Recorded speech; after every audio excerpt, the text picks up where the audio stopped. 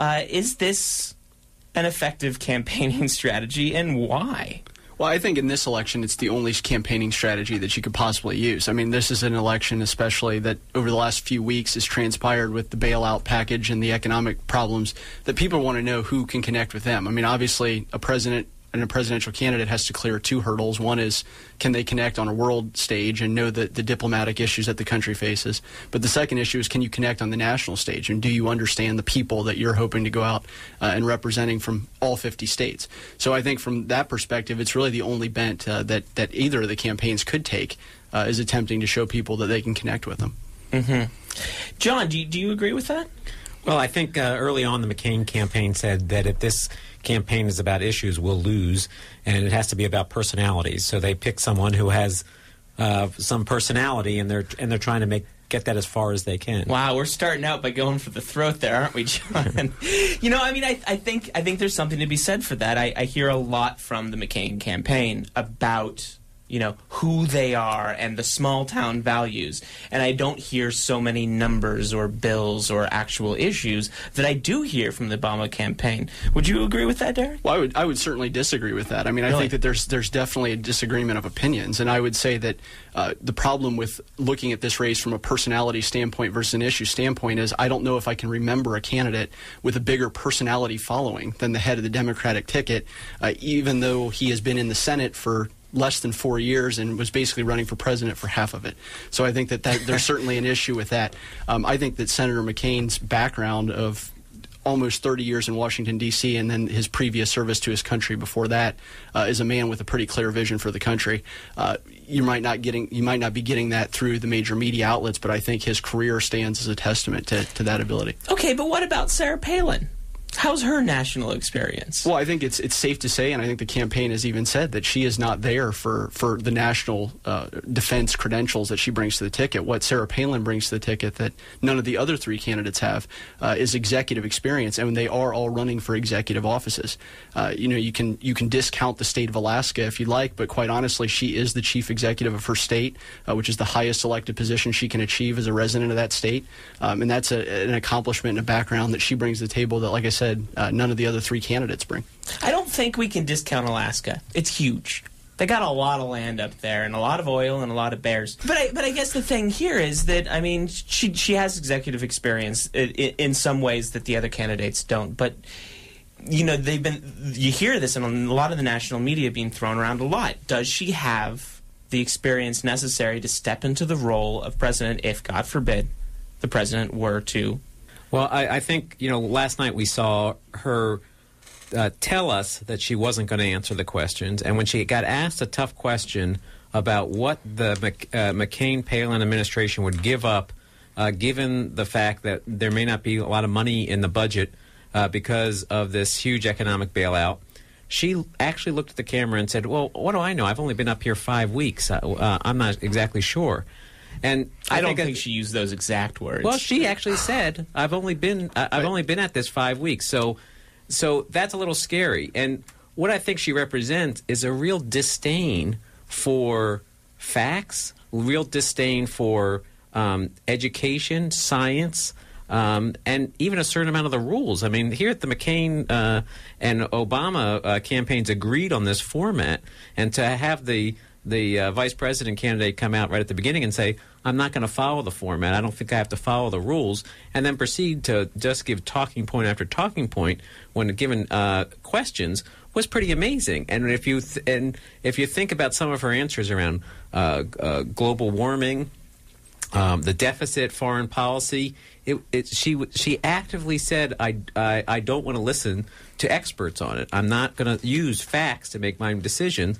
And then winked at us. So it's hard to take a person like that seriously, and it's even harder to imagine her in the role as president of the United States. We've already gone through 8 years where we've had someone who doesn't really like to use facts as a main indicator of policy. 8 years ago, when we were in this discussion about George Bush Jr., W. And it came up that, like, I'd like to have a president that understands what I've been through, that I think I could go to a barbecue with. And in some ways, he did represent that. And I saw that, and I saw the appeal for that, and I felt that. I still didn't vote for him, but, that did sway me a little bit. And here we are 8 years later, after, a number of international flubs and, like, the things that he said to us that we've been embarrassed about, the misuse of the word nuclear, over and over and over again. And it's like, well, is that what we want? And when I see Sarah Palin and when I talk to others about Sarah Palin, she does have that local vibe. And it's coming back to this local issue. She's the girl around the corner, that's taking her kids to soccer practice. And that's a huge appeal. It's a huge appeal. I talked to people right after the nomination on the street about this, and they said, I don't know what it is. And maybe I look at some of the facts, and maybe I don't agree with a lot of reviews, but I just really trust her. Yeah, and I do think that is the appeal of Sarah Palin, and I also believe that there's a reason that this country has chosen governors for president every election since John F. Kennedy was elected in 1960. Ford stuck in there as he climbed up the ladder through the Nixon controversies, but other than that, we've chosen governors. Most of them have come into office with exactly the same rap, which is they lack Washington experience, they lack foreign policy experience. Without it, Sarah Palin is rightfully so, I think, going to get some of that rap. But I believe last night that she showed that she certainly has an understanding of John McCain's foreign policy credentials and his foreign policy beliefs. And I sincerely believe that is, what we're hoping to see. I mean, this is going to be a race between two top of the tickets. And John McCain's policies are Sarah Palin's. Well, and I think if you look at the governors that the Democrats have put forward that have actually been elected, I mean, Bill Clinton was a Rhodes Scholar. I mean, he wasn't a stupid guy, and even though he came from a small state, which we don't generally think of as elite, he can speak on all sorts of subjects, and he not only did great things domestically, but foreign policy. There was peace breaking out all over the world when he was president. If you look at Jimmy Carter, the Democratic president before him, I mean, he did everything from running a nuclear sub. And coming into office and being able to create peace in the Middle East. That's something we haven't had for years.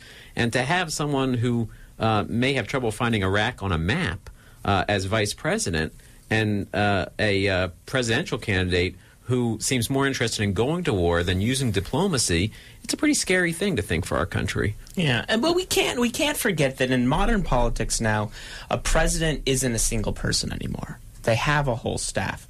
And I think one thing that we did see unequivocally this week is that given the right amount of preparation, she can go out there and stay on message and say the right things in line with her, with the top of the ticket. And there's something to be said for that she can go behind closed doors and figure it out and come out with the answer. And maybe there's some people behind those closed doors with her. But, she's still the person out in front of the camera. But the very next day, she's out there saying, when, McCain pulls out of Michigan, which is not a great sign for his campaign. She's out there. The headline story is she wants to still run in Michigan. So this is someone who's not in sync with her own ticket. And I think if we actually got a chance to actually ask follow-up questions, talk more to Sarah Palin, we would be alarmed at how much she didn't know. And that's scared to think that you're one heartbeat away from a 72-year-old man with health problems. From being president. So, the Democrats have a clearly well-prepared ticket. Well, I mean, there's a world of difference between running for vice president of this country and running for president of this country. Obviously, running for vice president has been and used often in the past as a political statement for a candidate to try to pick up political ground, but also as a celebrity statement for a candidate to energize their base, bring up their ticket. To run for president of this country takes a certain kind of leadership quality background and experience that I think that if the Democrats, want to apply the standard to Sarah Palin that they're applying, they ought to apply the same standard to the top of their own ticket. Because I think if you want to compare Sarah Palin against Joe Biden as far as experience, background, know-how in the world, let's also compare Barack Obama and John McCain in experience, knowledge, know-how in the world. And that is ultimately what the American people are going to have to decide between. The vice presidency is clearly important. It's critical, and I'm happy to defend Sarah Palin. But this is an election about the top of those two tickets.